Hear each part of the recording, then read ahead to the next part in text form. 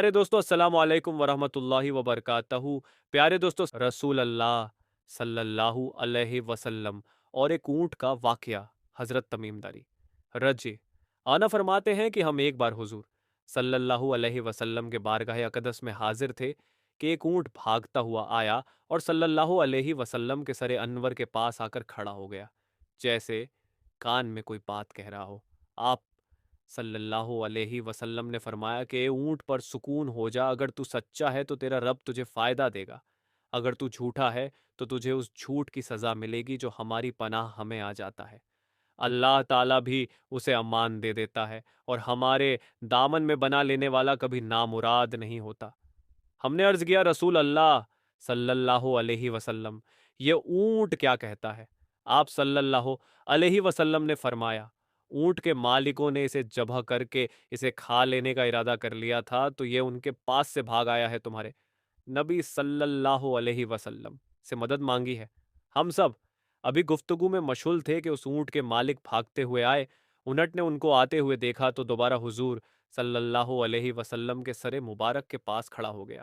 اب آپ صلی اللہ علیہ وسلم کے پیچھے چھپنے لگا۔ ان کے مالکوں نے عرض کیا، یا رسول اللہ صلی اللہ علیہ وسلم، یہ ہمارا ہوں 3 دن سے ہمارے پاس سے بھاگا ہوا ہے اور آج یہ ہمیں آپ کی خدمت میں ملا ہے۔ اس پر آپ صلی اللہ علیہ وسلم نے فرمایا، یہ میرے سامنے شکایت کر رہا ہے کہ یہ تمہارے پاس کئی سال تک پلا بڑھا، جب موسم میں گرما آتا تو تم گھاس اور چارے والے علاقے میں اس پر سوار ہو کر جاتے، اور جب موسم میں شرما آتا تو تم اسی پر بیٹھ کر گرم علاقوں کی طرف جاتے۔ اب جب کہ اس خستائل کی عمر میں پہنچ گیا ہے تو تم اسے ذبح کر کے اس کا گوشت کھا لینے کا ارادہ کر لیا ہے۔ انہوں نے عرض کیا، خدا کی قسم یا رسول اللہ صلی اللہ علیہ وسلم، یہ بات بالکل اسی طرح ہے جس طرح آپ نے فرمایا۔ اس پر حضور صلی اللہ علیہ وسلم نے فرمایا، ایک اچھے خدمت گزار کی اس کے مالکوں کی طرف سے کیا یہی جزا ہوتی ہے؟ تو وہ عرض گزار ہوئے کہ یا رسول اللہ صلی اللہ علیہ وسلم، اب ہم نہ اسے بیچیں گے اور نہ ہی اسے ذبح کریں گے۔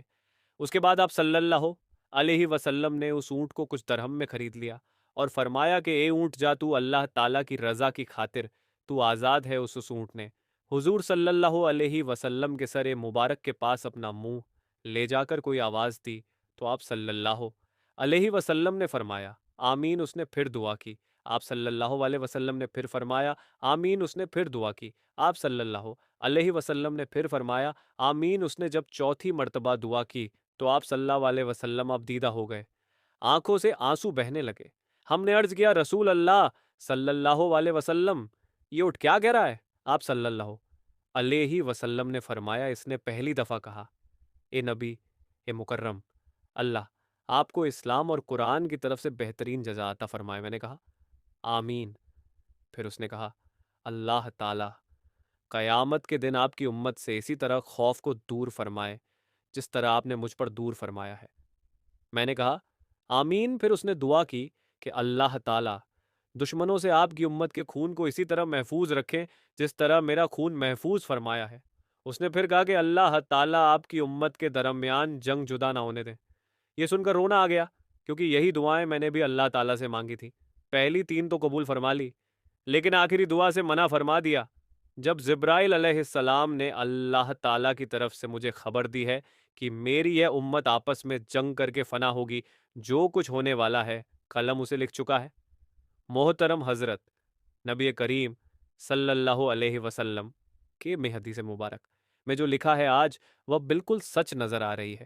آج کے دور پر نظر دوڑائے تو ہم دیکھتے ہیں کہ مسلمان کس طرح ایک دوسرے کے خون کے پیاسے ہیں، ایک دوسرے کو کس طرح قتل کرنے کو تیار ہیں، فرقہ واریت کے نام پر ایک دوسرے کے جان کے دشمن بنے ہوئے ہیں۔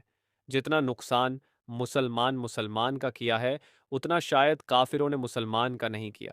ہمیں چاہیے کہ ہم اللہ تعالیٰ کی رسی کو مضبوطی سے تھام لیں، فرقہ واریت کو ختم کریں، ایک امت بن جائے اور آپس کی نفرتوں کو ختم کر دیں۔ مسلمان کا بھائی ہے، آپس میں پیار اور محبت سے رہے۔ اللہ تعالیٰ ہم سب کو سمجھنے اور نیک بننے کی توفیق عطا فرمائے، آمین۔